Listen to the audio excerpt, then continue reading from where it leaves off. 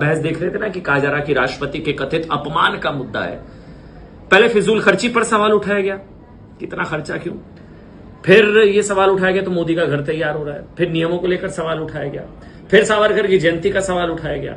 उसके बाद राष्ट्रपति के उद्घाटन का मुद्दा उठाया गया कि पीएम क्यों उद्घाटन कर रहे हैं।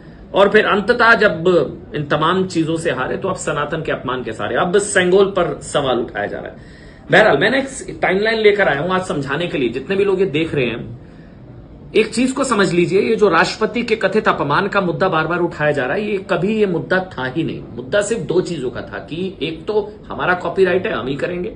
दूसरा ये कि एक चाय वाला कहां से जो है संसद भवन का उद्घाटन और देश को नई संसद दे रहा है। ये दो चीजें कुल मिलाकर अगर ये नहीं होता तो, मैं जो बातें पूछ रहा हूं, अगर ये नहीं होता तो मई 2020 में सेंट्रल विस्टा के मास्टर प्लान को लेकर याचिका क्यों सुप्रीम कोर्ट में दाखिल होती। राष्ट्रपति के अपमान, कथित अपमान का मुद्दा था तो वो लोग कौन थे।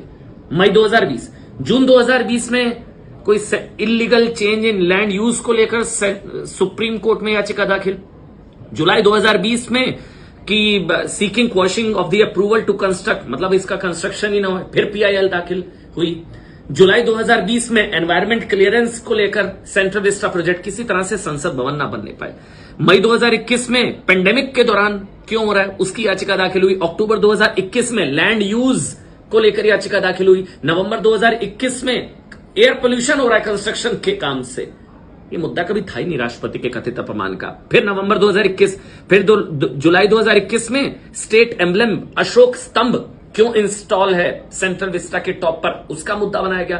फिर मई 2021 में फिर एक और याचिका, कहीं दाल नहीं गल रही थी तो फिर आ गए कि भाई अब ये नया पार्लियामेंट, एक बहाना मिल गया कि राष्ट्रपति का कथित अपमान हो रहा है, पीएम उद्घाटन कर रहे हैं। ये पूरी टाइमलाइन है, फर्क साफ है, आप समझ लीजिए। मुद्दा कभी था ही नहीं राष्ट्रपति के कथित अपमान का। ये कोर्ट में हारे तो ये तमाम उद्घाटन और राष्ट्रपति के कथित अपमान के सारे, मुद्दा कभी था ही नहीं राष्ट्रपति के कथित अपमान का।